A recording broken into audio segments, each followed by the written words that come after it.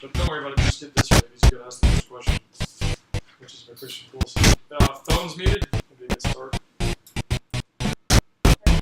I saying all that? There's an article. Yeah, that's it.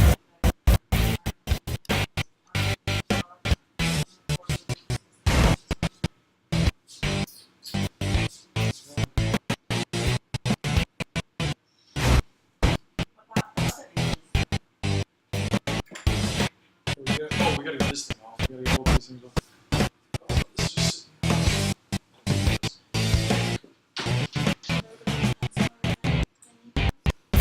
no. I'll take one too, please, if you got an extra. Oops. Oh, that's a long intro. I'm forgetting how long that thing is. Alright. Oh, whoops. Oh, what the heck? That's right. Next, it's so stupid. They just got rid of everything. Talk show. Episode. I mean, I was gonna see this right now. So. Episode 4. What'd you call it? I don't know what happened. The breakdown of the U.S. youth soccer system. We have one? Yeah, we do. Soccer system. Got it. I don't know why I did that. I got rid of it. Alright, it's plugging in now. Come on. It's just one. We are good. We are live. All right. So welcome to the Next Level Football Show. I'm Mariana, and I'm joined today with Kyle, Mitchell, Hello. and Octavio. Woo! We got a All right. special guest. Special guest number 1. All right. Thank you for having me. Yeah. Thank you for joining thanks us. for coming. So let's start off here with the first question. There's an article that is based on Christian Pulisic, who said the American players aren't being developed in the core ages of 16 through 18. What do you guys think about that? Who wants to go first? Octavio. I'm the guest. Yeah, since I'm go guest. first. Well, it can't just be 16 to 18. I think we have to start from the basic fundamental levels. I mean, from when they're kids, from 5, 6, 7 years old. You still got to build them up from that age. I mean, if you hear all these kids that have become world-class players, you hear stories of them playing with the ball since they were 2 years old, 3 years old around the house. And if you wait till the kids can play soccer and then try to develop them at 16 to 18, you're behind the 8 ball. I mean, how many great soccer players are being put in the system at 17, 18 years old and in top club already? And then we're waiting to develop them at that age. We're a couple of years behind. I mean, I'm looking at this, and I agree pretty much with what Octavia just said. I mean, definitely we need to improve development at 16 to 18, but development everywhere needs to improve. So I read his article, and I'm sitting there thinking, he's right, but what about everything else? Because in the same article, he said, if he hadn't gone to Europe, he would be nowhere near the same player he is today. So that's a huge breakdown. He did go there when he got to Borussia Dortmund when he was 16, but would he have been as successful would he have been more successful if he went younger? I don't know. I mean, there's a lot of things. But if we don't start changing again the younger ages and really focusing on the development with the ball, it's just, the whole thing's going to be crazy. So, and not be well. So when I read this article, I didn't take it as the technical development, which I think you two are mostly speaking of. I think he's more talking about the mental and the tactical side of the game. As we can see, the U.S. players are really far behind in that aspect. And in that case, yes, I completely agree with Pulisic. It's just really bad. And I agree with these two as well. We need to develop at the younger ages. But the reason Pulisic is so far ahead of every other American player outside of technical ability is what he said, because he went outside of the U.S., which means he got the knowledge, he got the know-how from the coaches that are teaching the players correctly and helping them provide. But that was before he was 16, though, wasn't it? He was at Dortmund when he was 16. So before that, He got went to Europe before. before. Yeah. But I think. Oh, go ahead. I forgot where I was going with that. But I mean, I really think the mental game really starts to come in, and the tactics really start to come in at 16. I mean, that's when you can really expand into everything. You can hit a little bit before that, like 13, 14, 15, but I think really they get a grasp on it on 16 and up. Well, I also would say that, we look at our kids and they might be the best player on their club team, whatever. When you go to Europe, you're actually going to see if your kid's good enough or if that player is good enough because of the level difference. So I was having a conversation this morning with a parent, Miss Carey, and we were talking about how, there might be a couple kids they're considered superstars, but then when you take them over there, you'll really see if that kid can be a superstar. And most of them end up fizzling out because they're just probably not good enough, or they become average in that sense. But up here, they're being hyped up that they're the superstar player, and they're really not. Well, it's funny you say that about the superstars because each team here probably has 1 to 2 superstars. You know how many players are superstars over in Europe? Pretty much every player. Every player is phenomenal there. I mean, we went to a well academy. There wasn't one bad player in that team. All of them. They were all really good, and that's the difference. Here we have 1 to 2 players who are the superstars, whereas they have everyone who's a superstar. We're very, very good. And Yeah, but like you said, the mental aspect of it. See, but I disagree with you in terms of the 16 and 18 just being at that age that we focus on technical and mental. And I'll give you a perfect example. Me with Anthony, my son. I mean, he's not the biggest player. He's not the fastest player. He's not the most technical player. But I think what separates him is the fact that he can see the game. I mean, he doesn't have that technical ability. He doesn't know how plays. But just today, I saw this at the DA level. so they did a game today? He had 2 games today. In the second game, the coach put him in the second team. He scored a goal, so at the end of the game, he put him as a left back. So he puts him left back. And I'll give you a perfect example. This is perfect, especially with the DA. I go to a DA game, and I'm telling the kids and the defenders, the guys outside, just push up a little bit. They look at me like they've never heard of such a thing. Mm-hmm. Just to push up, just step up 2 steps. And they just stay there. And on the contrary, they start walking further back, and they keep letting the kids stay on further down the field. And with Anthony, he's in the back, and he's telling the other defender, push up, let him be outside. And that mental aspect of the game, it's not being taught because the kids don't play in the street. The kids not developed. But soccer IQ. The soccer IQ, but I think that starts, if the kid already knows how to play when they're 6, 7, 8 years old, and you guys seen it, you guys been to Europe, you've seen younger kids that they're phenomenal. You see YouTube videos all the time of young 8, 9, 10-year-olds from England that are ridiculous with the skill. Then when you're as a coach, you can start developing the tactical aspect of it. Well, the game, the game IQ. So, I mean, if we wait till 16, 18, the kid's still not at the level. I think the United States is still not at the level with the skills as Europe. And now so now we're waiting to do the skills and the technical and then the mental aspect of it. Today they had a game that we're losing 3-1. This team always quits. And his team? Yeah, his team was always quit. I used to hate it. And then this new coach, he pushes, he played overseas, and he pushes the mental aspect, the mental toughness. And you guys have seen it. When you get there, the competition level is cruel. Good? Next. Yeah. Because there's There's 1,000 a turnover, yeah. there's 1,000 kids behind you. Yeah. And I think that part of, they're just kids, and I hear it all the time on the field. My kid playing in DA, another kid playing in Division I soccer, parents on the sideline saying, they're just kids. Are you telling them? Why are you traveling all over the state? Why are you spending? Why are you playing competitive soccer? Why don't you go play rec? Yeah. Why just put your kid on the lower team so he can play the whole game? Yeah. Don't go to a top level and then say, we're not developing. And then, I don't care if my kid is honest. All I care is if my kid has fun. Don't get me wrong. I want my kids to have fun. Otherwise, you're torturing them. Yeah. But at the same time, if you're going to play top level soccer, and that's with America, we have to start getting passionate and serious. I remember one coach asked me one time, "What do you want for your son?" And I told him, maybe get a chance of being pro. And he said, I was the first parent in 8 years in the U.S. that said that he wants his kid to go pro. He goes, every other American mentality has been college. That's it. Well, that's a whole problem in itself. That's a whole problem. If you're the first parent in 8 years, he's been coaching for 8 years, he's probably met a lot of people, which is crazy. And a lot of top players. You guys have seen just, coaching for a couple of years. You've seen there's some great kids, but the parents, they don't. How many parents have you heard them say, "I want my kid to be pro"? And I know it's a dream. I know it's a 1 in a million shot. But if we don't have that mentality of, "I want my kid to go pro," then why are we even talking about the United States system? Yeah. There is no system, and there's no want from There's parents. no end and product. kids. Yeah. Yeah, you're definitely right. It's almost like trying to teach a dog a new trick, or an old dog a new trick. Because, I mean, like you guys were saying, people already at the age of 16 and 17 are overseas playing in the Premier League, and then we're over here just getting started. But for 16 through 18-year-olds, in soccer world, you're already almost too old to learn that stuff. Well, I mean, look at the number of guys that are going pro at 16.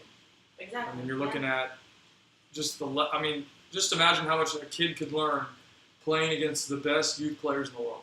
Because either, really, like you said, either you survive and you figure it out, or you don't, you're going home. That's how ruthless the system can be. Well, I mean, we were just kind of talking about it, but like other ages, what about them? You know, like what is there to do for I would- them?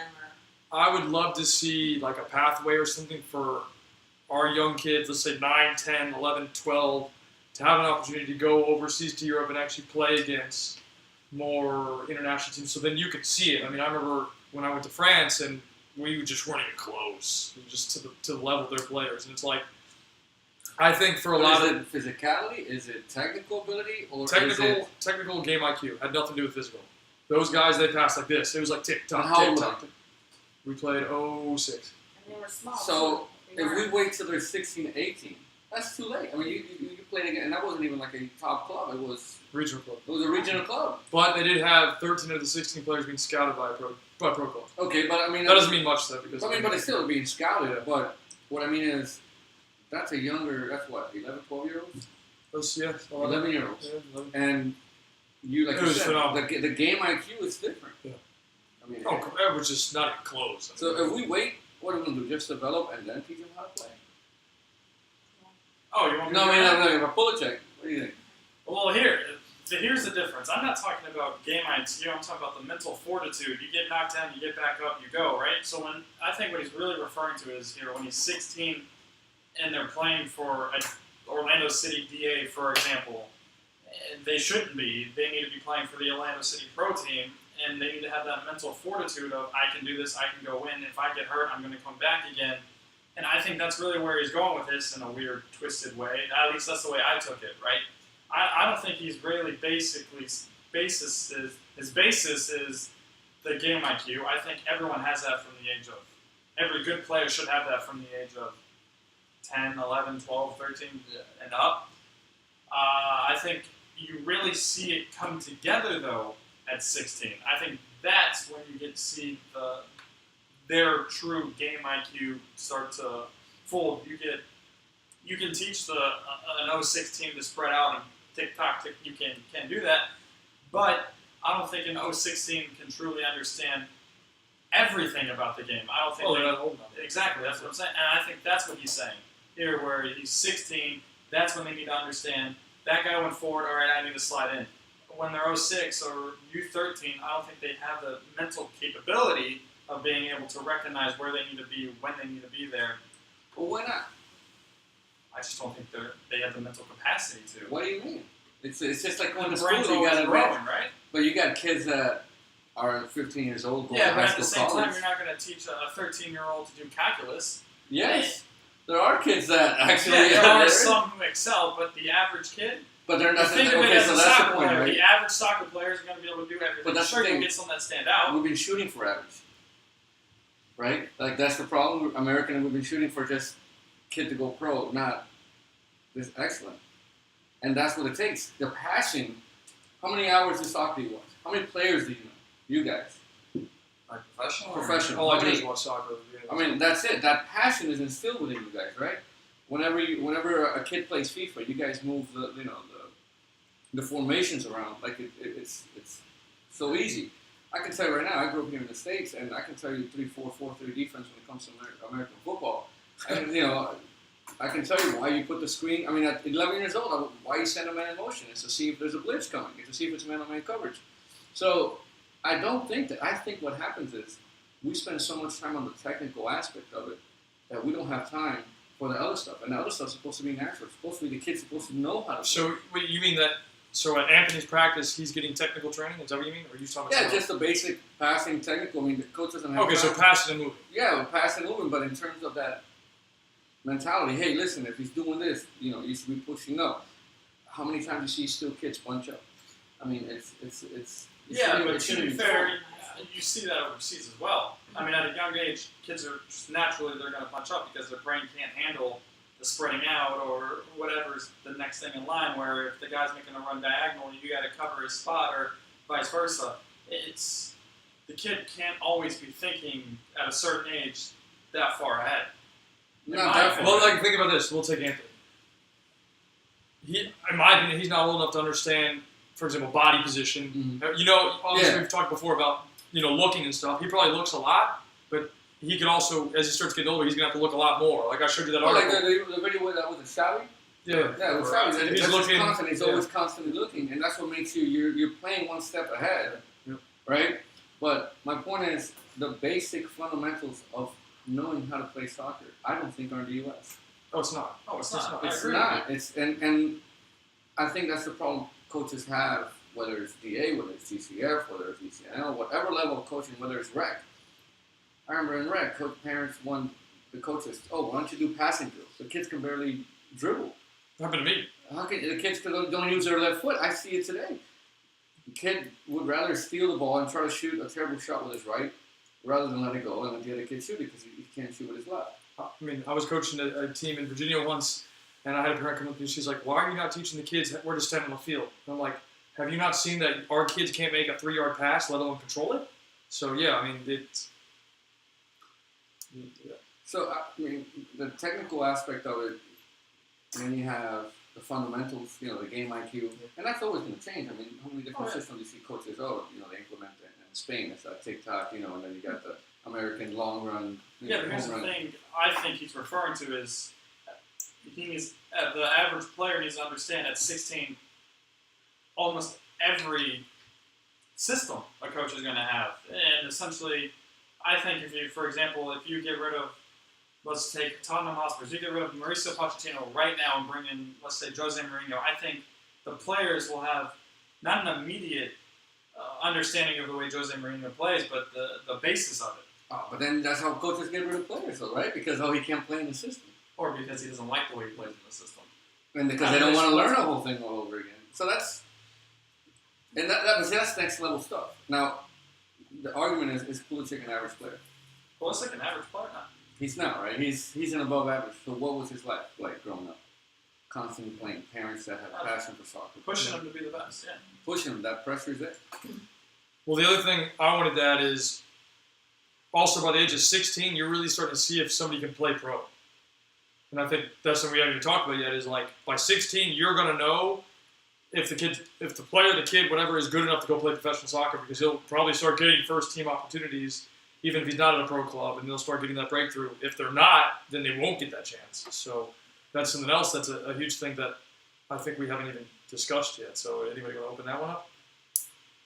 Or I'll go ahead and take it. Well, I mean, you brought it up, you go. So, yeah, I'm looking at this. 16 is really when you're going to see if a player is good enough to play professional soccer. Obviously, you have late bloomers, that happens, but in a typical scale, around the world, that's how it is. If at 16, kids or players are playing with national teams, they're usually playing a couple of years up. Like, there's a player at Olympique Lyonnais, he was 16 playing with the U19s, and he was on the U18 France national team. So it's like, he's probably got a very good realistic shot of playing professional soccer. You give him another year or two, he might even have, or less than, he might start getting a first team cap, playing for the first team. So but if they're in a system where they're able to get developed, that's when the results are going to come. If they're in a system that we have now, like let's just say you're playing in your normal league, Division I, you're not getting those kind of experiences. You're not getting looked at for a first team. You're not in an academy system to get that chance. And I also think that's part of what he's saying is we're not giving those players a chance to get that development of getting into the system of playing potentially professional soccer. So. I mean, I think you hit the nail on the head completely. Thank you. I always do. Fun one. But yeah, I mean, at the age of 16, kids in America don't have the opportunity. It doesn't matter if they play for the clubs that have pro teams or clubs that don't. They just don't get the opportunity, and it's something we need to fix. I know we've addressed putting an adult team in there, and they need to start. They need to start to not push away the youth, because the youth is the future, right? If you give a 16-year-old a chance, you're not expecting him to be the world's best player now. You're expecting him to be one of the world's best in a few years. I mean, that's what we got to understand. Is it's not when we put our faith in the youth, we're not expecting immediate results. We want future results. Talking 7-year talk. Well, see, I think that's the problem though that MLS has. I mean, you're absolutely right. MLS is they're investing money. They're trying to get stadiums. You know, I mean, you got the Rowdies trying to get a new stadium. Orlando City had to get a new stadium, had to get funding, and then you run the risk. How can I already get funding if I'm not a winning club? So you're going to go out and purchase players to try to become a winning club. You buy the big Right. players. And Or you so- buy the players instead of waiting for development, because you can't afford to start Yes. developing players at 16. But talking about DA, ECNL, I think when you're a top player, 16, 17 years old, you're that one kid in the DA that everyone's like, oh, this kid's amazing. What's the next level? If he doesn't get that chance to play with a pro team, then he's just getting, and I mean, that's one of the things, I see it everywhere. Kids play up to the level of the competition. If, you know, steel, what did they say, iron sharpens iron? If you got a 16-year-old, they should be allowed to go and play out. I mean, that's the only way the kid's going to get better. Yeah. Because he's already, if he's destroying everybody, right, then how's he getting better? He's going to, if anything, he's not getting even faster like he could. Yeah. I mean, I've seen that with so many kids when they're playing in Europe. Man, they're running for their lives because their kids are bigger and faster. And yet when they play down, they slow down. relax, yeah. They I relax. had this exact conversation today. They relax. And I mean, my son had that experience when he was on the futsal team with you guys. I think that is what changed his mentality, because he went from just average, you know, when he started playing with these older kids, he had to run for his life because these kids are faster. Well, he also playing with good players. And he was playing good players, which the same thing. If you're a 17-year-old kid and you're a phenom in the DA here in the U.S., but you're destroying everybody else, and they can't run. I mean, even Kaká said it here in the United States. The lanes are close. They can't give a good pass. They don't know how to do all that. Yeah, I don't know. Well, because they're playing lower level, then you wait till they develop to their 20, and then they're playing with that same level. They've got to get a chance. I think you're right. I know I'm right. There was one more thing I wanted to add is if a player isn't given a chance, you were just talking about it, if he's phenomenal, he's not given a chance. If he can't get into a pro club or something in the U.S., his best chance is then go to college, but how many kids fall out because they can't get into college? I think it's too late. They didn't start recruiting. I mean, and this is the crazy thing. We're going to talk about this in another episode specifically about college, but I actually was speaking with a college coach the Friday or Thursday. I think it was Thursday. And I asked him, he's hosting a camp. And I asked him about taking a player in for the camp. And I was like, he can't afford it. Can you take him? But he's phenomenal. You'll see him. And he's like, oh, it's against NCAA rules. So they're not allowed to offer scholarships for camps. The NCAA, it's like, you're now saying that college is now becoming, or is, an elitist sport because these kids that need a chance to go play in front of people, they can't get scholarships to go for college camps. I mean, even if you talk about kids in the VA, I mean, there's kids that are phenomenal, and what if they can't afford to travel when they do showcases where all the scouts go? Yeah. I mean, showcases, I mean, right now we're having one in Florida, I believe in December, out in Sarasota, and what if there's a phenom and it doesn't get looked at? Because he can't afford it. He can't Well, afford look, I mean, look at the Brazilian team that came to the World Futsal Championships. We played there because the people that could come could afford it. The other ones Who couldn't. knows who can? I mean, Yeah. So, that's crazy. Well, are the youth soccer leagues helping develop players? That's the real question. It's one of them. Yeah. Pretty well go first. You can go ahead, Mitchell. I can go ahead. Yeah. So, Start us off. long story short, no, they are not. Simply because, I mean, I'll just take, there's a league here that's local to Central Florida, and basically, essentially is, I know this is, I think the norm throughout the U.S., is they play 8 games during the fall and 8 games during the spring. Yeah, and but here's the problem, that's not enough games for a player. 16 games in 10 months is not enough. Where if you go, let's go back to Lyon, because that's what we know so well. they're going to play 30 to 38 games a season, possibly even more, starting at probably the young age of 12, U12, probably. And it's just they're not getting enough time on the field to understand the game. They're not getting enough touches on the ball during a game-like situation, and it's really hindering development. And I believe that even goes for ESNL or NBA as well, is there's still not enough games there. I think here's someplace DA, and you said, what, there's 27? Mm-hmm. And that's just not enough. And we need more. We need to expand it. These kids need to be constantly playing game-like situations to understand, to get that game IQ, because if they're not playing games, they're not going to have game IQ. They can't. They're not playing games. How are they going to have game IQ if they don't play games? So it's one of those things where we need to understand that in order for us to grow mentally, we got to play games, and we got to play more of them. Yes, we need training as well, but we need more games, and we're just not getting that here in the U.S., and it's really sad to see. That's it for me. Okay. Well, the things that I'll talk first and then I'll let Octavio go is kind of highlighting what Mitchell said a little bit.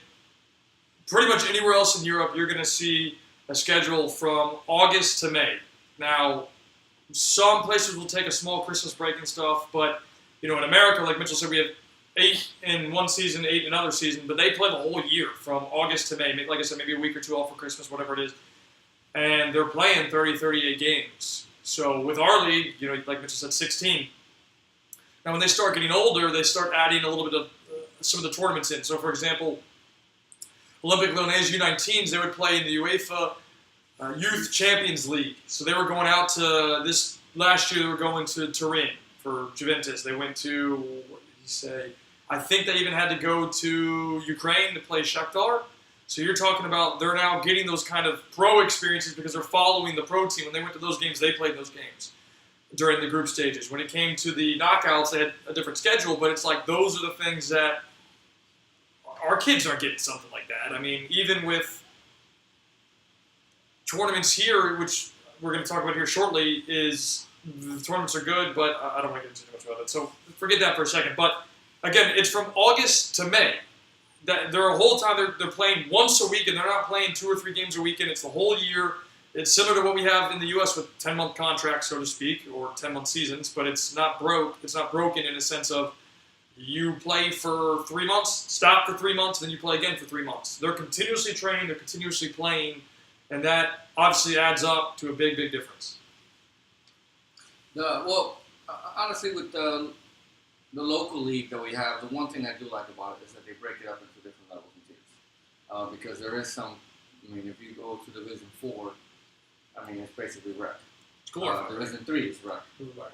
Division 2 is, that's when you start, and then Division 1 would be your top players. Let me ask you a question, since you could play in Division 1. How good is the competition? Honestly, how good is it? Out of all the teams we've played, we just played Orlando City's 3rd and 4th team. Not even close. So you're saying they weren't as good as you guys? No. But I'm part of a big club, so our team should be one of the best in the area. But in terms of the talent, something Anthony said in the car, he said, Dad, I think I'm getting tired of playing with my age group. And I said, why? He goes, I haven't seen a kid that really wows me. That thinks he's better. That thinks he's never goes. They're big and they're fast, but I haven't seen a kid that can play. Whereas the Figo tournament that we went, there was some talent. There was some kids there that you were impressed. Wow. Yeah, but then you talk to the kid, you talk to the parents, and there's a passion for football, soccer. They're living it. There's a passion. They grew up, and with me, it's really just about, I'm a competitive kind of person, and if you're going to do something, or you're going to travel all over the state, you better train hard, work hard. Don't just go to show up with that. I just stay in rec. Yeah. Does the ECNL? Absolutely not. Absolutely not. The teams that we played, like I said, Orlando City's ECNL 1 and 2 teams today. I would not travel with a team like that to Miami. Well, I heard they also, maybe it was you. Alabama, Tennessee. Yeah, that's the one, yeah. No, I would not do that because you're not playing the top teams. You're playing their 3rd or 4th team of a club. Yeah. You're talking about 40 kids deep. 30 kids deep from that age group, no, that to me doesn't. I'm not traveling. I mean, you're wasting time. You could do more doing tournaments, I think. So what about? I can wait for this DA. I mean, you have a kid in DA. Beneficial or not? Beneficial to the point of it. To me, it is the best competition. The kids that I've seen, they all have the basic fundamentals. They can, receive the ball, pass it, shoot it, just basic fundamentals of soccer. And the competition is there. In terms of the developing aspect, it's difficult to say because, I mean, you got a club like Orlando City, they have 3 coaches per team, or 2 coaches per team, and you got some clubs where it's only 1 or none, and the coaches got to do multiple teams because they don't have it. We were down in Boca. Boca has all age groups for both boys and girls. I mean, there's no money there. It's the wealthy area. All you need is one person to invest in the club, give a nice donation, and then you can start worrying about that. But in terms of developing, I think there's nowhere else to go in the United States right now but DA, because that's where the best kids go. I mean, where else would you go? Europe. But if you can't, no, I'm talking about the States. There's nowhere else. Yeah, you're right. And if we send everybody there, how do we develop American kids? We don't. We We won't. let other people. Well, the system we have, we're not going to. But Mason Moore wants to ask thoughts on the new Sign Out Sports logo, and he also asks, are we accepting questions? Mason, yes, we are accepting questions, and our thoughts on the Sign Out Sports logo. I like it a lot.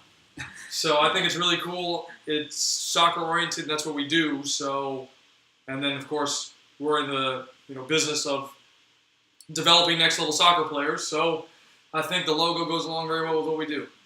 Anybody else want to add to that? Good question. I think it looks good. I like it. I like the logo. looks good.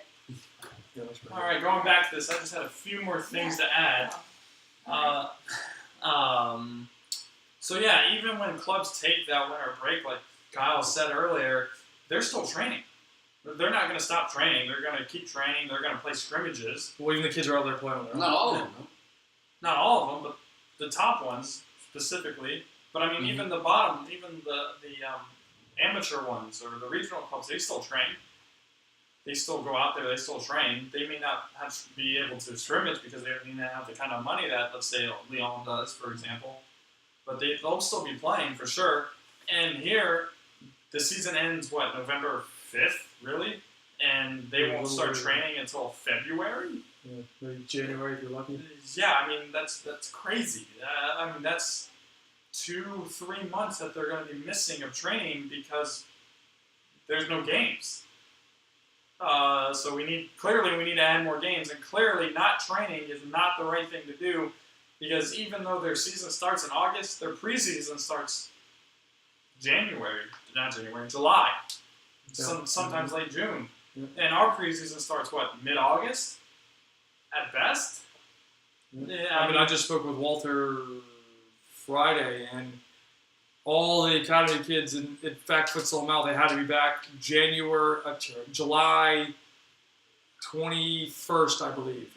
And you're talking about the youngest group had to be back by July 21st. So they're already starting preseason. And then the ones older than that, so you're talking U12 and higher, they were back in, I think you said July 10th.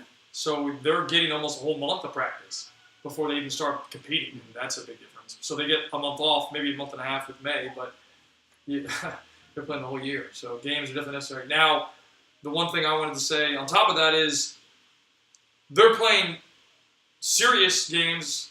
They're not just playing, they have official games with their season. So it'd be like if GCF had a 10-month season or whatever it is, they didn't have breaks, and they weren't going out and playing in other tournaments. It's a season. So it's not like you go to the Kissimmee Open tournament or and I'm making up names here, so if there's any that are actually realistic, I'm sorry. The Orlando Central Champions Cup, whatever it is. They're going to tournaments. They're not going to tournaments. They're playing in their season. They're playing in their 30-game season. That's it. That's the focus. Now, they might, like I said, they might have, the French Coupe de France. So it's like they might play in that, and they get knocked out. They're done, and they're playing their season. But that again, is a big difference. So, Oh, yeah. Absolutely. So games are very important because of the different atmosphere that kids get while they play in them. And it's not the same as training because a kid could be really good while they train and then get into a game and not be so hot. Wait, hold on before you. I got a great question here from Celebration Youth Soccer. U.S. Soccer President, should we change? Will that make a difference? If each of you were president, what would you do differently? Mariana first, please, with a smiley face. If I were president Of the U.S. Soccer. of U.S. Soccer, So, yeah, so if each of you were president, what would you do differently? Mariana first.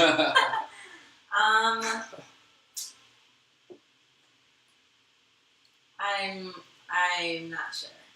Not sure. There's a lot of things that would need to change. I don't know which one would be first, but At least you're going to change something. yeah, That sounds like- there's lots of things that I would change. Definitely having to do with the pay-to-play system and maybe do like less or not have so many like just random like little teams, but make them all important to their own because every team every I don't even know team I guess club, there you go, club is important, but they just need to know or need to have like better coaches and not like You better improve forget coaching about education the first, then. little, forget about the little kids. That's Done. what we need to Mitchell? focus on. If I was the U.S. president, first of all, I'll answer the first part of the question. Yes, we need to change the U.S. president. Clearly, he's Will- not going around. Will it make a like that. difference?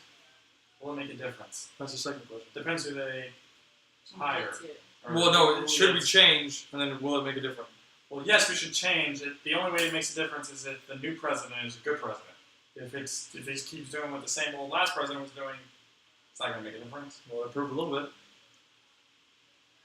Now he's doing the same thing. Well, I'm asking, do you think soccer's grown at all since? And soccer grown, yes, but It has did. it gotten better?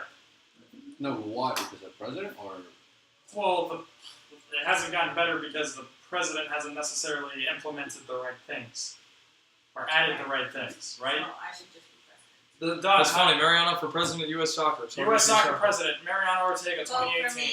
2018. They're going against Kyle Martino, who is Taylor Twellman. Amanda Donovan apparently might run. Grant Wall. That's okay, I'm Oh on. yeah, they're all doing it. so what will you change? Vote for me. What would I change? The first thing I would change would be the coaching courses, like Kyle said. I mean, I took one, and basically all I was told is how to fill out a paper. I wasn't told what to coach these kids, how to coach these kids. I was just told, look, you need to be able to fill this out in order to run a So I session. think one of the things you said was they were showing you stuff that was completely unnecessary for the age range.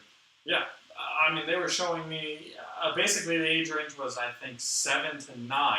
And they were showing me stuff that 16-year-olds would do, and some of them would probably struggle with. And I'm like, how is a 7 to 9-year-old supposed to do this even the coaches couldn't even do it, and they were showing them, and I'm like, what's going on here?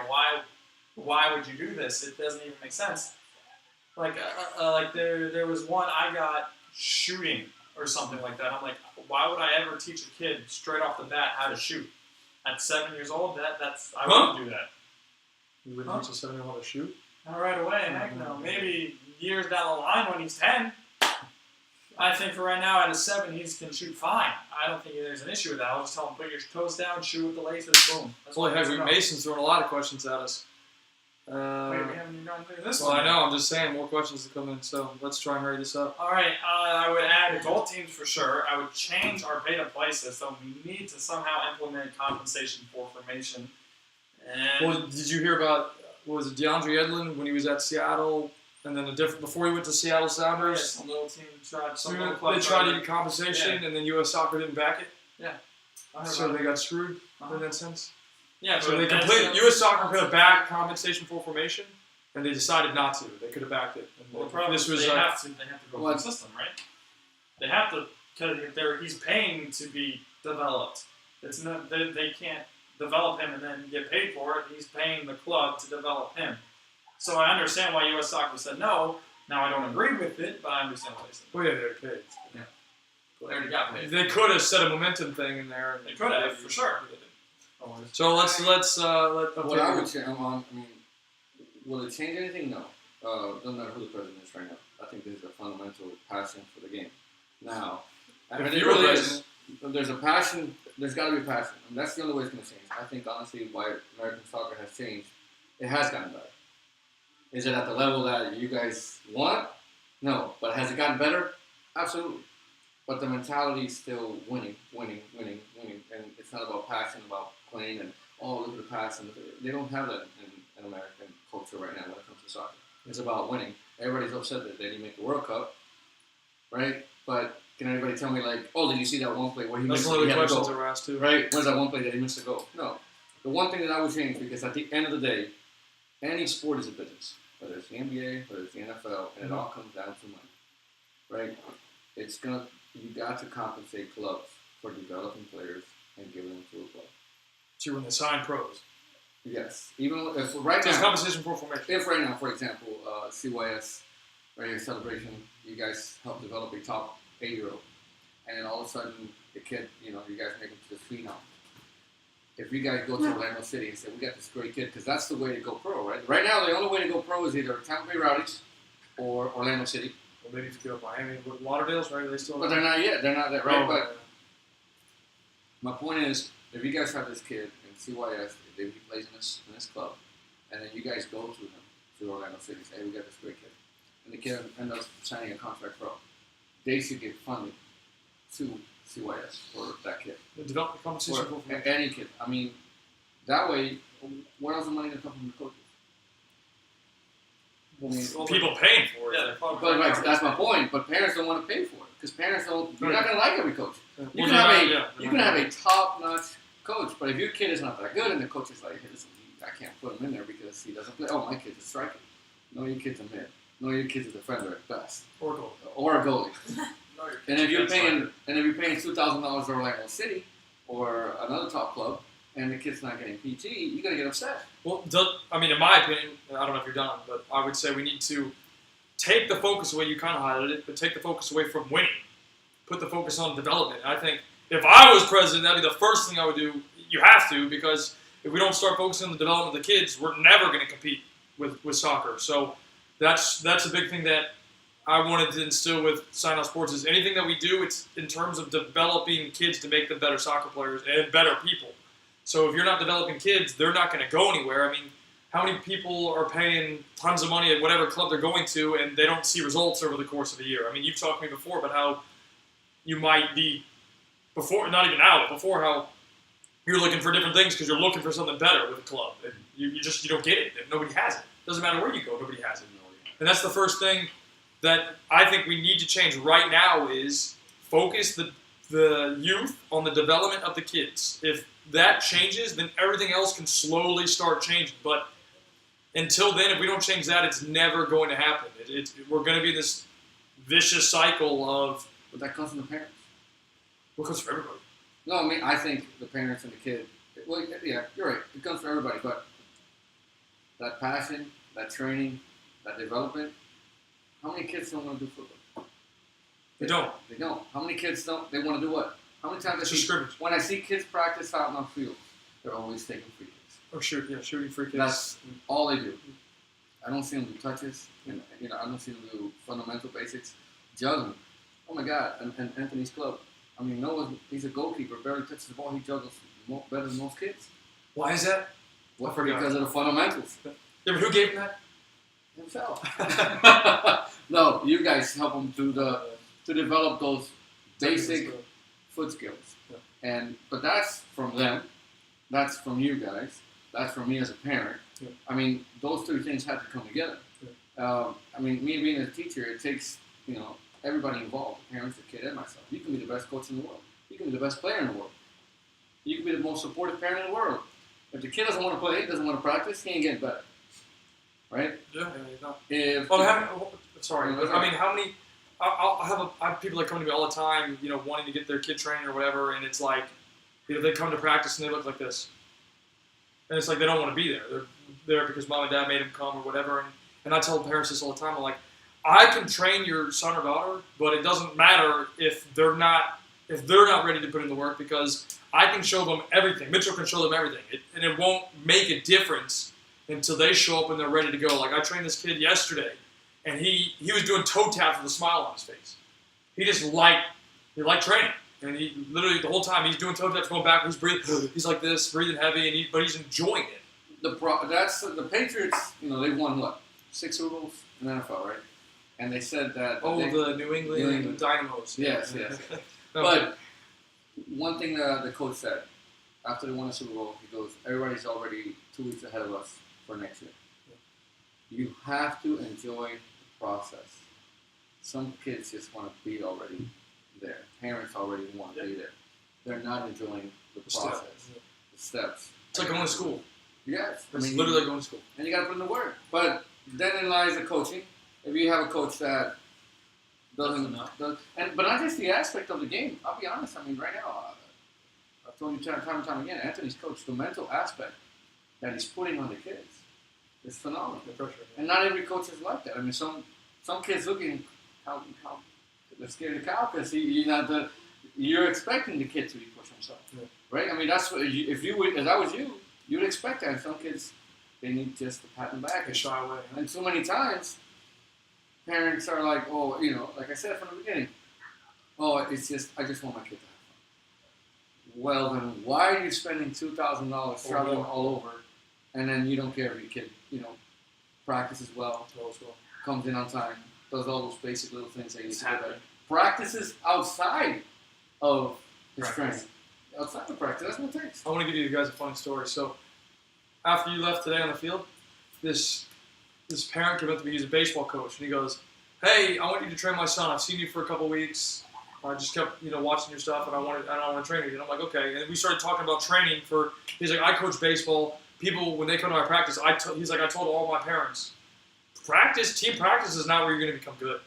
He literally, me and him, we both laughed because I was like, it's the same thing in soccer. Practice is not where you're going to become good. It's outside of that, and that's actually one of our next topics. But it's everything you do outside of the field. If you go to the field, and you're shooting or doing a free kick. You're going to maybe improve your free kick, but you're not improving everything else. So if you did 30 minutes of touches or something or ball whatever, then you do free kicks. That's going to help you. But not if you're just going out there and kicking the ball into a net. So parents don't understand that, and I'll give you 2 perfect examples. My wife and another parent. My wife used to always think, what's juggling for? What's this for? Yeah. And what she realizes now, she goes, their kids are more comfortable with the ball at their feet. Yeah. Then they have time to do everything else. Yeah. Look up, pass the ball correctly. If the kid's not comfortable controlling the ball, then when he's on the field. And then I had another mom said, it's like, I don't get that. There's no point. Yeah. I want to see transitions on the field. If the parents don't see that those fundamentals that you guys teach, with Sign Out Sports, then it's not going to help. Yeah. You know, how many times I hear parents, why don't they practice this, why don't they practice that? I'm like, because that's supposed to be on your own. Yeah. A coach shouldn't be telling you how to do, throw-ins. You should go and practice on yourself how to do throw-ins. Yeah. I mean, how many kids do you see do this? Yeah. Or lift their foot. Lift their foot. Jump. I mean, lift their foot, it can happen. You might miss, but, just basic over your head. Yeah. I mean, A lot of people like this. I'm at a DA game, U14, and I see a kid do this. And then parents always, I hear parents It happened at a high school game. Why? Well, why? High school game. Why A doesn't the senior coach? in high school Why doesn't the coach take a lesson? Really, you want a coach to take an hour to work on throwing. just to work on throws? Alright. Well, we're gonna move on. Thanks for the questions. There's more questions. Oh, okay. You wanna answer more questions? Yeah, I guess we can try and breeze through these. So I'll let Mitchell shoot this one. Mason said, "Huge fan of the show. Would you change collegiate soccer and how?" Would I change collegiate soccer? Yes. I would make collegiate soccer a year-round, not just 3 months. 3 months. 16 games in 3 months is ridiculous. You're playing 2 games a week, and that's sometimes more for 3 months. It's crazy. Not even the pros do that, and they're supposed to be the ones in the best shape ever. So I'd make it year-round, and I wouldn't make it to be this top dog system, right? Where you got to go Division I. If you're not Division I, you suck. I hear kids say that all the time, and make it more like go to college, go play college soccer. If you don't want to play pro, that's what I would say. That's how I would change it. I make it year-round, and I make it so it's not some top dog where if you're not playing Division I, you suck. So make it each division is good. Kids go to all divisions, and they all get looked at, right? I mean, most pro teams look at Division I schools. They barely look at Division II and Division III. I'd say, go look at them because there are some good players there.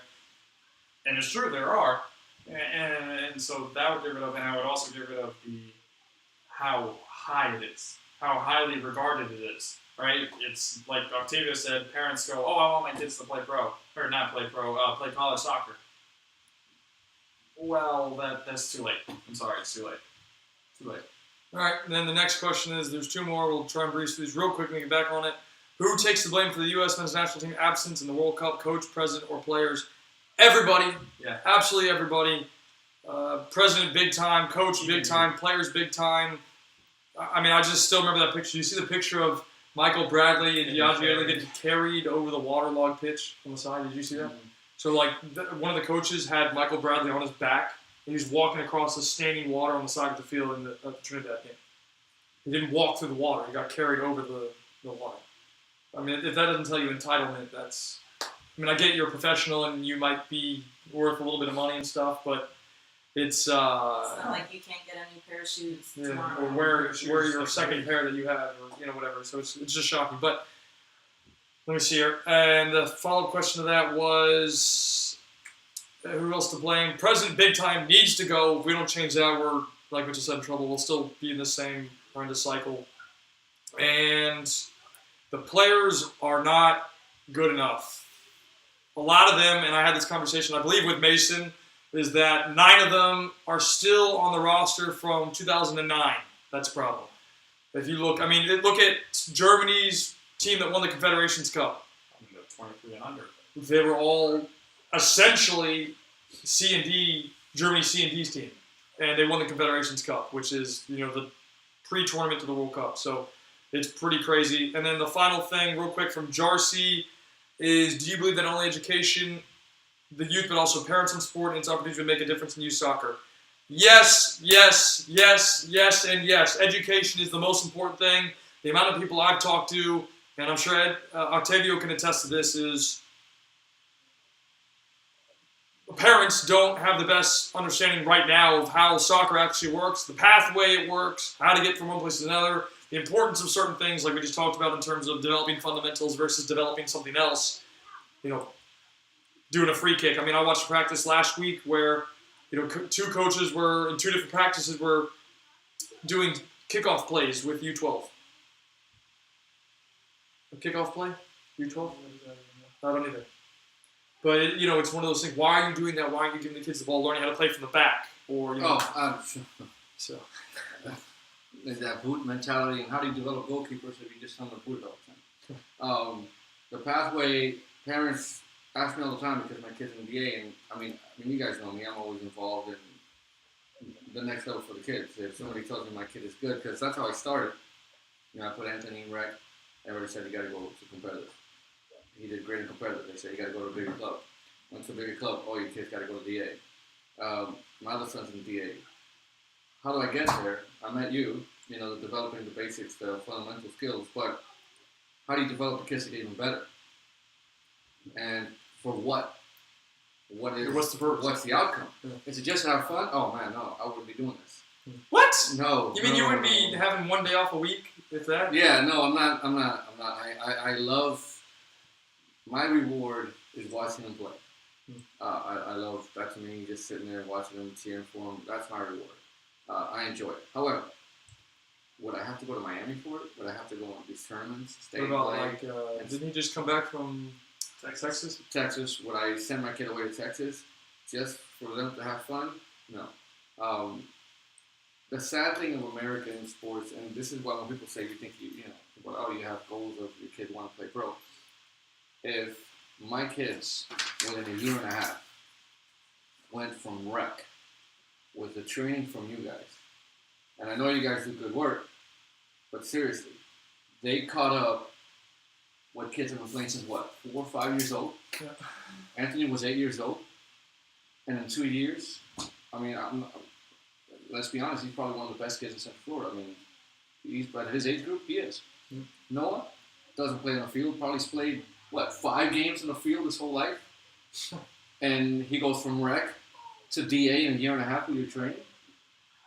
Is the basic soccer fundamentals really that bad? Let me ask you an honest question. I mean, is it that bad? Yes. I mean, no, here's the thing. You guys are good, but seriously, they should not be able to catch up 4 years of soccer Let me give you a In a scenario. year and a half. I got two questions for you. Well, let me give you one scenario, then let me give you a question. First one is, the scenario is, the reason I'm saying this is because I've seen plenty of practices around Central Florida, anywhere else, where kids are waiting and standing in line to do something. Whatever it is. Whether it's a 1v1 or whether it's a passing exercise, shooting exercise, it doesn't matter. They're waiting in line, so they're not touching the ball. That's the first thing. The second thing I wanted to say is, and that's a big reason why kids aren't developing, because they're not touching the ball. They're standing still doing nothing, and they're talking to their friends. And this is going to be part of the next thing, so this will allow us to move into the next part. Honestly, how many hours do you think your kids, and we can start with Noah since he's a goalkeeper, did he spend on technical work? With you guys, or Just in general, I didn't have to be with me. well, no. I mean, it was him. I mean, Noah was with Kyle. I mean, with Mitchell. That's right, with Kyle. 100%. No. I take that. Noah was with Mitchell. I mean, and Mitchell's practices are all footwork. Passing, short games, constant footwork. So every practice, and he practiced twice a week, but the other practice wasn't the same. Wait, lines are bad from Celebration Youth Soccer? Yeah. But No, they're not. the ball control. I mean, every practice. I mean, when we had time, we stood every day with you guys. Yeah. When we had time, it was. Well, it made a big difference, I'm assuming it had to. Well, yeah, but that's my point. That's how behind the coaching is. That in just 6 months to a year, their footwork surpassed majority of their kids. Well, because most kids are standing in the line. Correct. Well, I mean, I tell you, my son right now in the DA, when he rotates with the other keeper, whenever you're on the side, you juggle that ball. Yeah, do something. Because there's no point. I mean, when I was the rec coach, I mean, even my warm-ups were always touching the ball. Yeah. Everything. Because they want to be Messi's. When Everybody thinks your kid's messy. everybody, I mean, your kid can be good, but I mean, you gotta start from basic fundamentals. I mean, even running. How many kids? Well, they don't know how to run. They don't know how to run. They Oh, can't I even. see They all can't the time. even walk backwards. They can't. I mean, Like, some of them run like They this. can't control a ball. they can't do shovel back. I mean, I'm talking without the ball. Oh. Just running backwards. How many times the kids have to turn Fall around over. because they fall over? They attack, and then they can't come back, and they have to turn around, and then they give it back. And it's simple things like that. ladder. Well, how many? Talking about going forward or going backwards with a soccer ball. I mean, how many kids do we see? They have been taught their whole life to play just forward, or taught their whole life to just play defense, and they don't know how to do the opposite. Play out the back. Playing out the back or playing anywhere else in the field because they're stuck up front the whole time, so they don't know how to defend or be involved in the game. And then they're in defense and they don't know how to go attack. They don't know how to score a goal. They don't know how to. You could have the most technical skill in the world, absolutely the most technical skill. If you have no game IQ, it doesn't matter. I mean, you could be phenomenally technically, do 3 billion juggles, not miss a pass, but if you don't know how to play the game, it doesn't matter. So, And when I was at a high school game, and one of the girls told me that she was playing this new position that day, and that she was like really nervous, and like she didn't know how she was gonna play. But I'm like, you're a senior in high school. And You I should didn't say already this know. actually because I didn't want to, but I mean, I've never played soccer on actually, but There's some basic knowledge. I've played plenty of sports, and you can't say you play a sport without knowing how everything works and knowing how every person is And it gonna might be play different on where, the like you team. said, how to take that angle. Okay, that I can understand. But at least the basic knowledge of Right. a defender. Hey, I know what the Who's- forward does, and I know what the defender does, but all right, let's keep this moving. So let's go to the next one. Then we can jump next into one. that. All right, So far. next one. So, is private/personal training necessary at the next Let's start with to get to Octavio. the next level? Absolutely. My kids would not be at the level of soccer they would be right now if it wasn't for you guys' personal training. They would. I mean, it's just plain and simple. It was all me. Represent. They Yeah, but why? Why? You're saying that, but why? Because somebody might be watching this. the individual. Okay, so when you said earlier about nobody's developing, coaches can. They can. My son needs to learn how to kick a soccer ball, but my other one needs to know how to play during the game and come out. And his team, one kid needs to finish, another kid needs to know how to control the ball, another kid needs to know the game IQ, look up before you pass. Every single kid is different. And at this development level, how can a coach do a drill just for one kid oh, you need to do this. You need to do this. You need to do that. And then at the same time, teach them the fundamentals of the game, that game IQ. Okay, left back, right back, don't, switch the play over. You can't. So without the personal training and the individual hours for the independent knowledge of your own personal skills, without having it, but you also got to have the right training. You guys have seen. See plenty of people get personal training. And I'm not telling you guys, obviously. Not everybody's bad. I'm not knocking them, but I have seen. I'm not even that much of a soccer fanatic, but I have seen some drills in some other clubs, and I'm just like, what is that? What is that? I remember a long time ago, I'm talking maybe 3 years, probably harder than that. I saw a private session with a goalkeeper, and the coach was teaching the goalie to catch it like this, like a gator. Like the ball would come and he'd catch it like this. He was like, oh, catch it like this. And I'm sitting there like, oh my God. But somebody's paying for that service, and that's probably because they're not knowledgeable, educated on what the actual thing is. So I'm not here to tell you guys who you need to train with and why you need to train with them. I just want, if you want results, you need to train with us. No, I'm kidding. Well, no, it's not. No, I'm not kidding, but I am kidding at the same time. So it's like, if somebody's serious in our system about going to the next level, personal training is a must. And I'm going to give you guys a funny side topic here. In Europe, private training is not allowed. It's not allowed. So, I'll use my friend at Olympique Lyonnais. He came here, he did a private session, he made $250 in 1 hour. And then he's like, man, I would love to do this here. And I'm like, what do you mean? He's like, we're not allowed to do it in Europe. And it's because of the compensation for information model. You start accepting money up front, it takes away that option for payments at other points. But it's illegal, so they're not allowed to do that. It's completely against the... I was going to say, it's funny you say that. They don't even need it. They train 5 times a week. Well, they should play on their own, too. And they play on their own. So, it's kind of like, yes, in our system here in America, we need it. But you go to Europe, you play for Lyon, for example, you don't need it. You're getting 5 times a week training where they individualize each day as, all right, this one's passing, this one's shooting, this one's dribbling, this one, and then this one's just game IQ. They have 5 days a week to do that. Here we have 2 days of practice, 3 days of practice. Hold on. There's an organization in Florida that does 5 times a week, 5.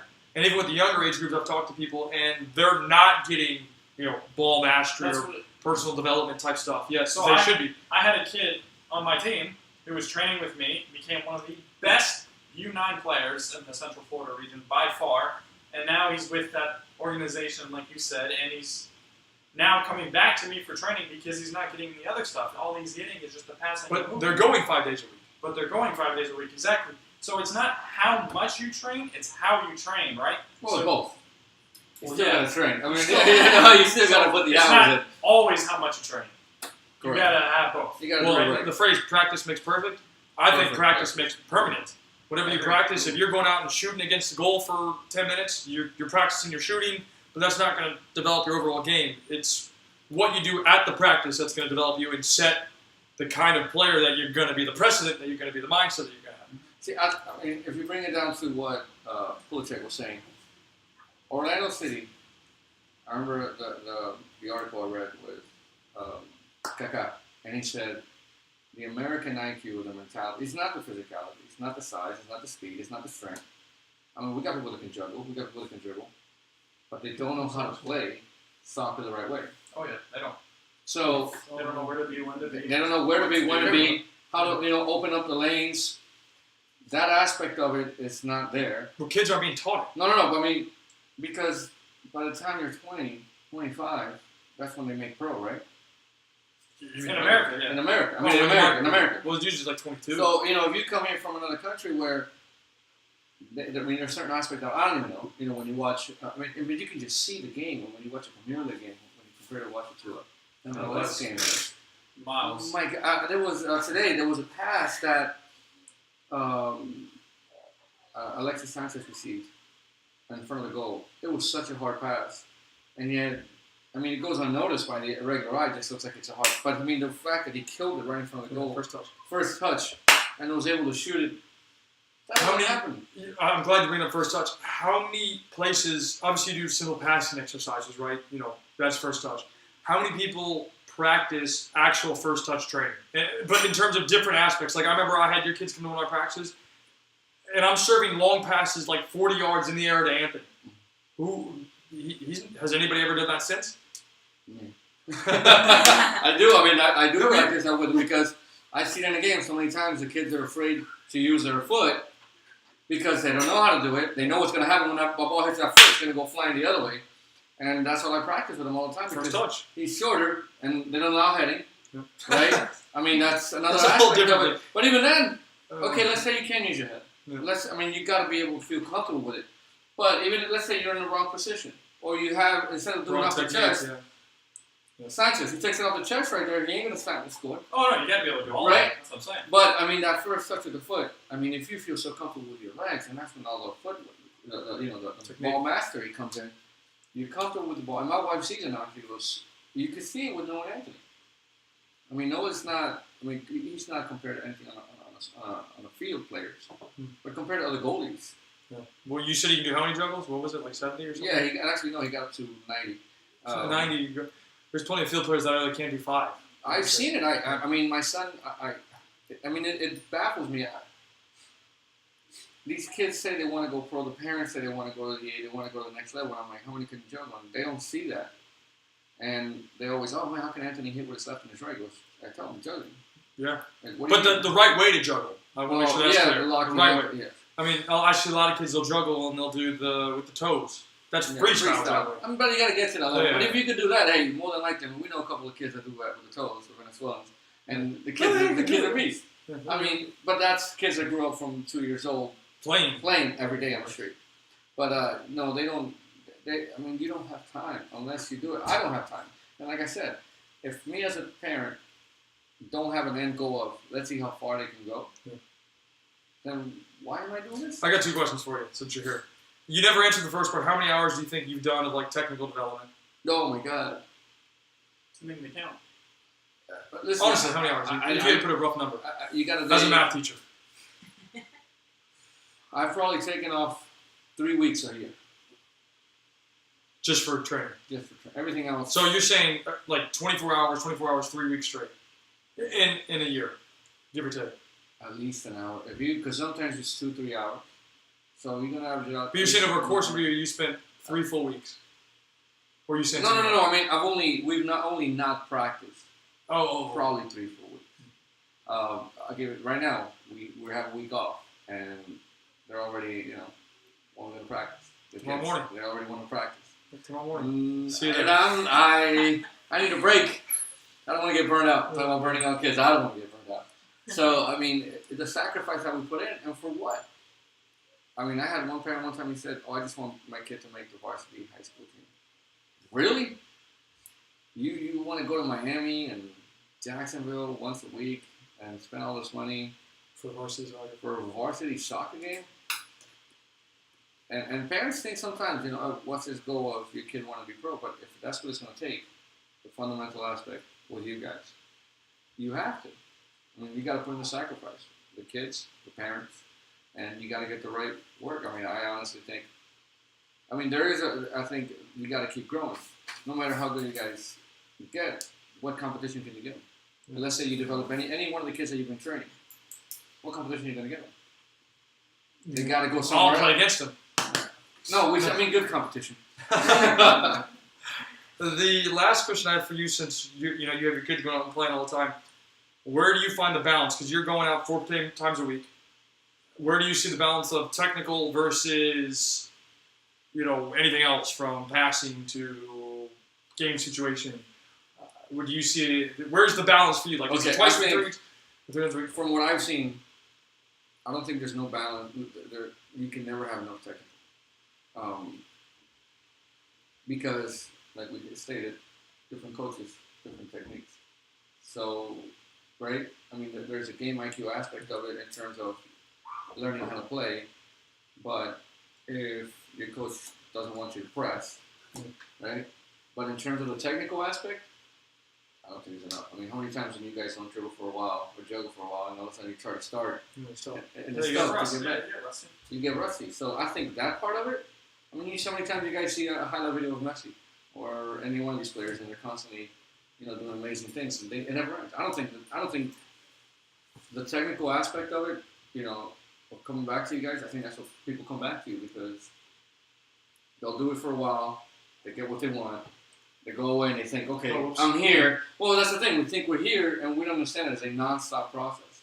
As an athlete, it's non-stop. Not growing. And you got to keep fresh. It's like a knife. The moment you get real sharp, you use it, it gets dull. You got to keep sharpening that knife constantly. And people think that once the kid gets to a level, you got my kid where you want him. No, the kid still needs to sharpen to get to the next level, to get to the next. But there is no. The balance between training With technique. and technique. I think I would pick technique over. Yeah, but so would you do like 3 days of technique and 1 day of team training? Because I'm looking at like there's got to be a line somewhere, and if you're a parent, Probably Well, 3-2. 3, 2, To so be 3 fair. technical, 2. That probably also depends on age. Yeah, it does depend on age. But if kids are going out, if he's taking his kids out to go train because they're asking to go train on days that you have off or whatever, even if you don't, they're still playing. I mean, most kids are still playing anyways. Oh, yeah. Now, technique doesn't necessarily mean they have to go do ball mastery. They could be going to play 2v2 in a small-sided pitch. That's technique because you're always touching the ball and you're improving tight space control and how to beat somebody in a small area and how to play out small. So I think there's a bunch of ways to look at technical development. And, of course, that includes speed of play and speed of thought. But there's a lot of things that we can definitely improve. And personal training can provide that, whether that's a private one-on-one or a small group, which I think as we just kind of discussed and summarized, yeah, you need it. It doesn't matter if you're training 5 days a week. If you're not training the right way, it doesn't matter. So I think we move on to the next one. Alright. Are the U.S. youth soccer tournaments beneficial for the kids? Me? It's for the kids. Depends on the way you look at it, right? Yes, you need games, so because, as we said earlier, leagues don't give you enough games, so you need to do something to supplement them, and tournaments are a good way to do that. Now, playing 2-3 games a day is not a good way to do that. I mean, I remember one tournament, it was 1 day, and we played 4 games, 5 games. That's great. Your kids are dead tired by the end of the day. They're going to sleep. Yeah, sure. You're sleeping on the field. Yeah, more like it. I mean, it's just not good, and so that's something we need to change. So maybe we take the tournaments we know them and make them. All right, they're going to be 2 months, 3 months long, right? You're going to play 1 game this week, 1 game the next week, so on and so forth. Like the FA Cup in England, like the UEFA Champions 1 game a League. week. 1 game a week, yes. Or even, Champions League is less, but yeah. Yeah. That's something we should look at doing because 3 to 4 games in 2 days is crazy. Sometimes you get 5, 6. Well, the other thing I was going to say is, want to talk about is the pressure. Sometimes, I think having the tournaments is good for the kids, but if you do it too much, there's too much pressure. I mean, I heard a horror story of a coach. I had a lady call me, and there was a coach that was like, they went to this tournament and they got knocked out first round. And it was the other team, so she was just like, she was calling me like in concern for the other team. And she's like, we heard the other coach screaming at the kids saying it was a waste of their time. It wasted his whole weekend. What else she say? That it was, they paid all this money to go and now they're out. And it's like, well, that's pressure on kids. Now they're not going to go, they're not going to want to do another tournament. They're not going to want to get those kind of pressured experiences. Even though tournaments, like, okay, let's talk about the World Futsal Championships. You think that was a beneficial tournament for your kids? Yes. So was the pressure good? The pressure that they... Listen, I'm a fan of pressure. I think if you want to get to the top, you have to. But you don't think there's a point of too much pressure, like too much pressure in any period? I just talked to my son's coach, and I texted him and I said, the one thing I enjoy the most about you developing is the mental pressure that you're putting on the kids. But there's a way of you're wasting my time to where you need to step up. Oh, Why are you here? You want to come here to play and compete against the best? If you're not going to play the hardest, why are you playing? That's different. I think that is the right way to do it because why are you here, son? I mean, you know what I mean? If a kid here playing, why are you here at this level? Why are you trying to compete? If you're not going to go out there and give it your all. So what about this? We played the world reigning champions for futsal. I mean, I'm sure everybody was telling their kids about how big this game is. You think that's too much pressure on somebody? I mean, for that team, the only reason I might say yeah is because I never played futsal before. Mhm. So that was like the first term. So you go from never playing to playing the reigning champions. That might be like, but no, it's the world championship. Well, here's also the thing about pressure. Everyone handles it differently, right? So it might be too much pressure for one of the kids, but maybe another kid can handle it perfectly fine. So you just got to know who you're talking to when you're And giving how. out pressure and how you're talking to them. Yeah, absolutely. Some are different. I mean, me as a teacher, I mean, I have some honor students, and sometimes the best ones, I can't shoot them out. I have to be like, hey, it's all right, because they're not used to failing. You know, they're used to always being successful, The best. and all of a sudden they fail, and if I'm chewing them out, it's going to go backwards. And then you have the kids that are always fighting to get to the top and need that pressure. With Noah, I mean, he's never been the best player on the team. He's never been, he hasn't had coaches that really, really wanted him on the team. You know, I mean, we never had the opportunity to really play with him. So, Who would have? well, That's a different story. he never had that opportunity. Even now, I mean, he's still struggling. I mean, but he fights, and he fights, and he's used to it. Where Anthony, he's always had coaches who love him. So who do you think's in a better position then? But I know it's they're different. but It's they're different. different kids. No, you're right. And with Anthony, I always tell the coaches, you can yell at him. And the new coach, the first day, he got yelled at for making a bad pass. And Anthony's like, Dad, it wasn't my fault. The guy wasn't moving. Why am I going to pass it to him if he's just standing still? He should make the run. And then I explained to him, me as a dad now, and that's what I like about it, because now I don't have to make him mentally strong. Now I can just be a dad and be supportive. Now I can be like, hey, look, the coach is trying to do this. But the coach is doing it, I think, the right way. Because he'll tell them, you need to do this because of this, not just play better. I don't understand what that means. No. Of course, he played better, but Give a how? better pass. But Give a better how? You Well, that's know? one of the big things we always talk about is people always say, well, you should have done this. But why? Why should you have done something? And how? Why- How can I do how? it? I mean, Who And- and why? and with Anthony, he right now, I think, because he's younger, and he's always had coaches that love him, he needs that little push. Pressure. But he's getting the pressure softly. Whereas with Noah, man, he handles. So for He gets Anthony, angry. I don't want to talk about this too much, but I'm curious because he played on an 05, 06 World Futsal Championship team as an 07, which is a big accomplishment in itself. Did you see him benefit from that, and why? Or not? Why? Yeah, the pressure, yes, because he likes to step up against the best. Mhm. That he likes. Mhm. And I think most kids, if you really want to be the best, You're playing with us. you should want to play the best. You should want to play your best and see how you can compete against the best. And I mean, he steps up. Was he nervous? Of course. Yeah. But I mean, I think we were all I nervous. think I was more nervous. I was shaking on the top.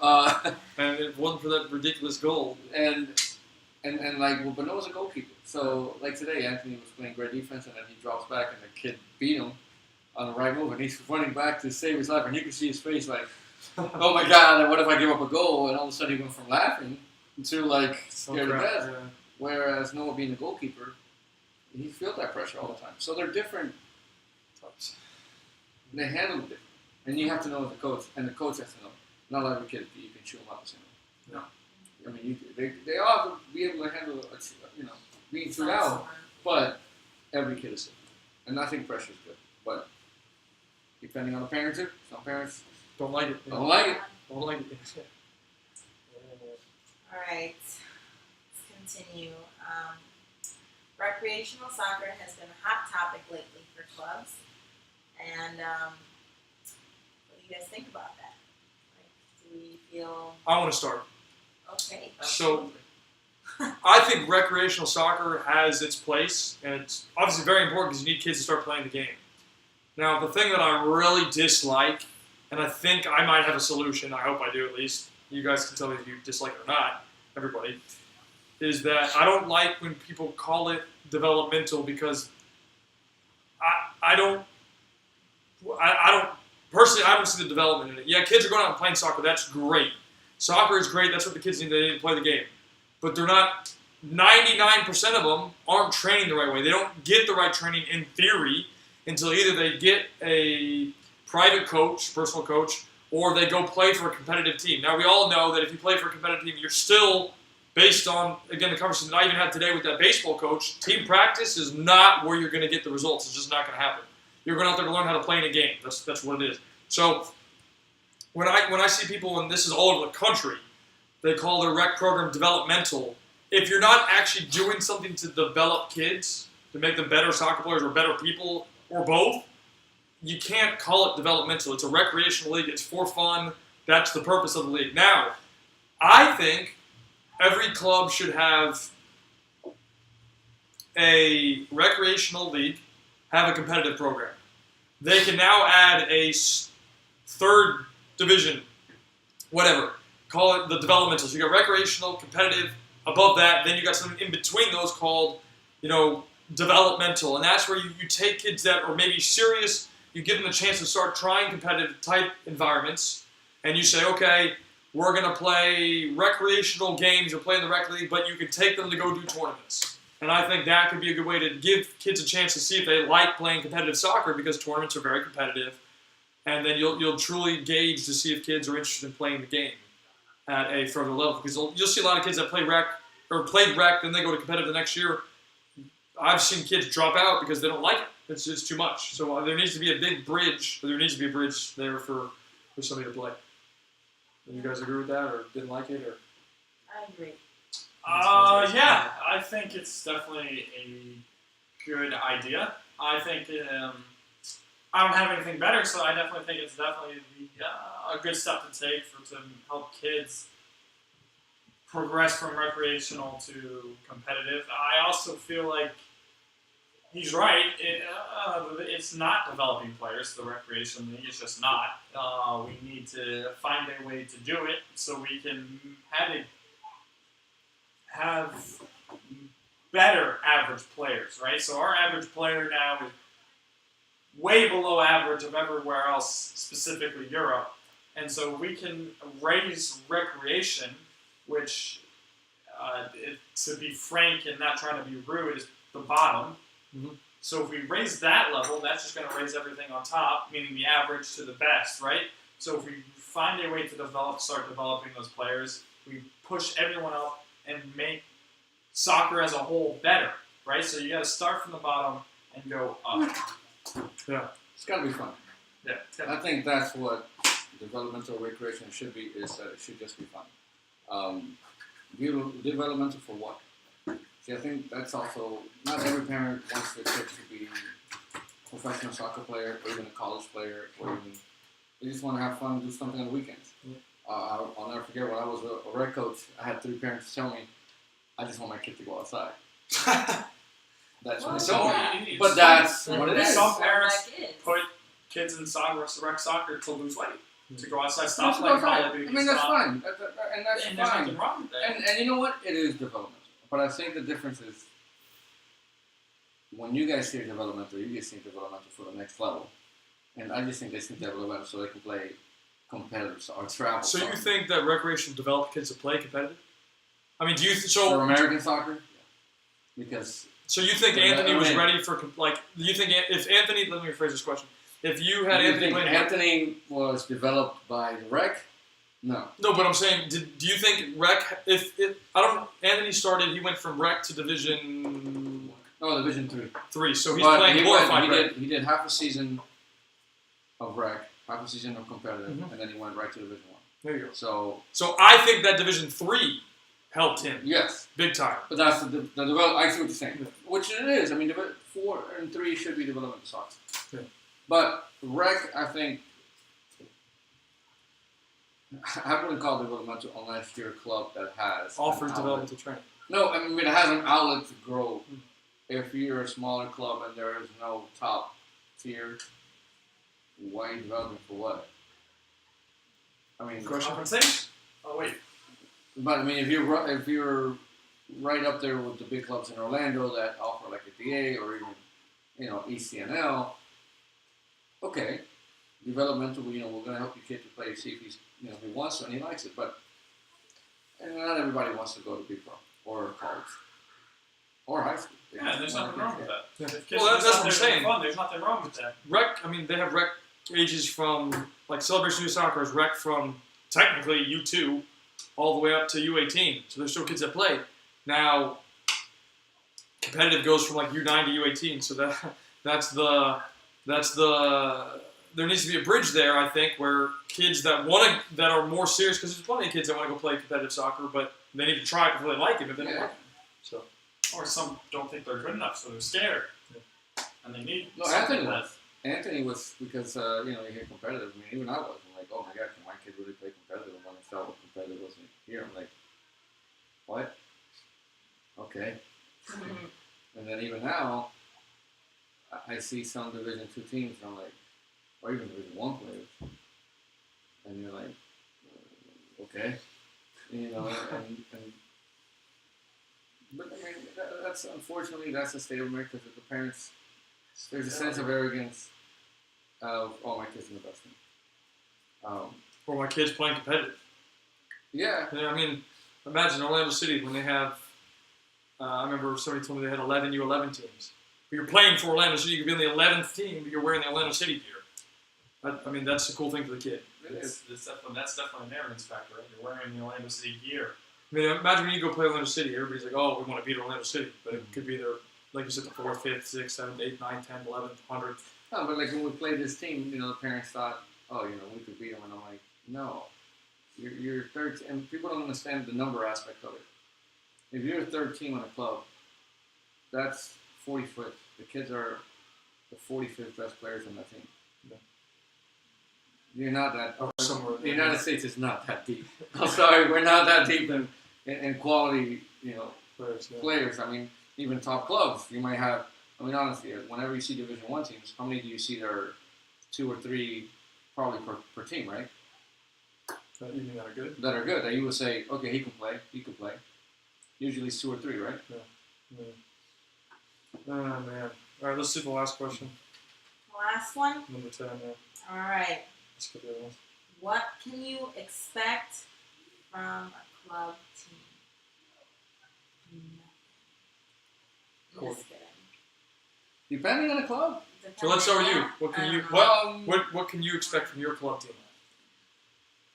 What I honestly like about the club that we're at right now is, well, and also the coach, because last year's coach was insane, is the competitive aspect that we have right now. They want to go out there and play the best.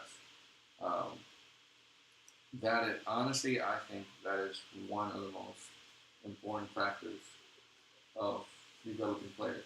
And that's why when you go to Europe, you become better because you guys played against top level kids. Or if you were here, would you have gotten as well? As good as No. No. So one of the things No. I do expect from them is at least to play the best player. Do I expect them to develop my kids? No. So who do you expect to develop the kids? There's these guys. I gotta call them, see if they're available. I don't want to advertise. They haven't paid the time on the show, so. Oh, speaking of, it looks like we're gonna have Futsal Friday again, so stay tuned for that. Thanks to Octavia. Sponsoring. And the one things that I want to add to what Octavia said, what I think you can expect from your club team is you're going to get, in a sense, prepared for games. You're not going to get the developmental stuff. Some coaches might, and that's actually why one of the big things I like about some clubs, and I'll pick Celebration as an example, is because they're focusing on the development of the kids now versus going out and saying, hey, we're going to have to go win these games and do this to become better. It's the focus is trying to shift, and it's got to start somewhere of the development of the kids. So normal clubs around the country are going to be, we need to win because we need results because people got to see success. So when they see success, trophies being won, other things happening, it's, oh, okay, this club's good. But just because you're winning doesn't mean you're good. So I want to make sure everybody understands that. You will find out if your son or daughter, your player, whatever is good, one, when they go to Europe. Two, if they're able to get into college, even though there's plenty of good players that don't get into college. And then three, if they're able to sign a professional contract. Well, the one thing I wanted to add to that is, with development, you will see wins, right? The more your team develops, the better they will become. So they'll beat the teams who aren't as good and are just going for the wins. We saw with both of our teams when we used to coach teams. I took a team that was glorified rec, essentially, and put them to Division One, and they were winning. And they were winning well, and it wasn't because I was focused on I kicked the ball long to our fast player up top and he's going to go score 11 goals a game.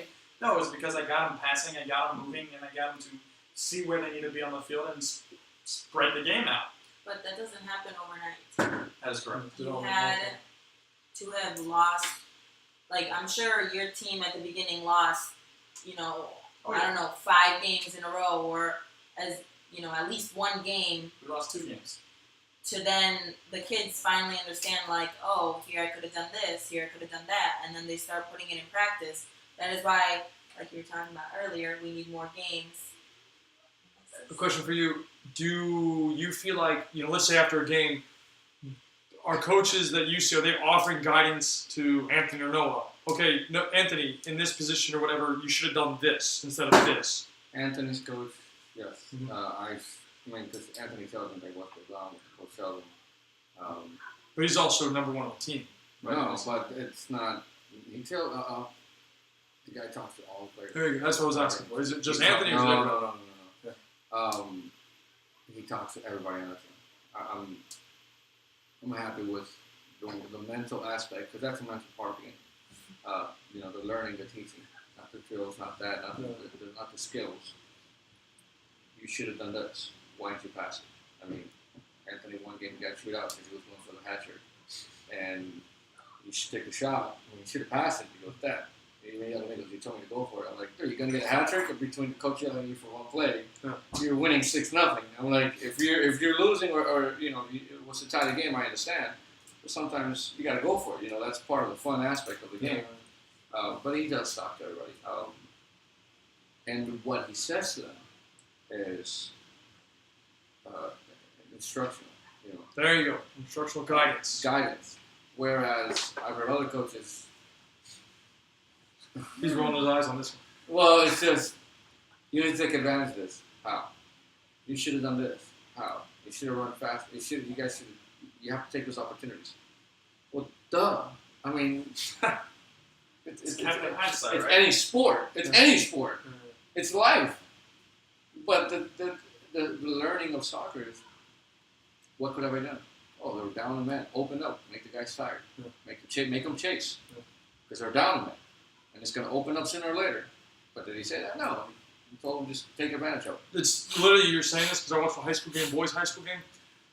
The team got a red card within 20 minutes, and then the same team that was attacking that had the extra player, they kept sending 3 players forward to try and score when they had an extra player. So they were reserved in the back. They didn't change the way. What was the score? 0-0.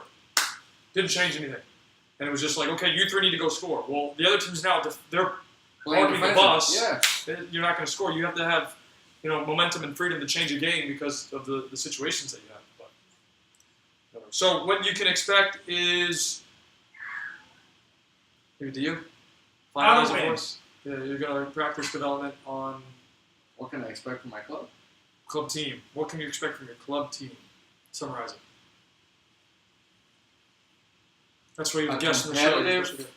Honestly, we're American right now where we are. A competitive mentality to win. That's all. That's what I see. A competitive mentality to win. That's it. And I see that everywhere. Without development. Correct. Without development. But that's what we have. It's America. True. You can't win if you don't develop long term. Well, we know that, but No, do we? if there's no passion, That's if there's no passion for soccer, how? That's a good point. There's passion for football. true for basketball. So that is the wrap of our show. If there's no other questions, Thank you for having me. thank you, Octavio, for coming. We appreciate it. You'll be back on soon. I don't appreciate it. Somebody's gonna We, argue against these guys. We're going to have Appreciate it. Octavio back on again shortly, I'm sure. And just for everybody to be aware of, we will be having Futsal Friday again very soon. hopefully be releasing information. We got good news, so it'll be coming very soon. So Futsal Friday will be. Make sure you sign up because a lot of people want to do it. Yeah, a lot of people want to do it, so make sure you're ready to go. As well, we have the winter training with, we partnered with Celebration Youth Soccer to offer this 33 sessions in the course of 2 months, 3 days a week of technical training with different topics from ball mastery to first touch to crossing and finishing to shooting, 1v1 play, and then 1 day a week of small-sided games. And this is the training that you wish your club team would give you. So highly recommend it if you can, and it's going to be coached by Mitchell and myself. So outside of that, guys, we're done. I hope you guys enjoyed the show, and please feel free to connect with us again. And we'll see you next week, Sunday at 6 o'clock. Thanks so much. Bye. Have Bye. a happy Thanksgiving. Happy Thanksgiving. Thanksgiving. That.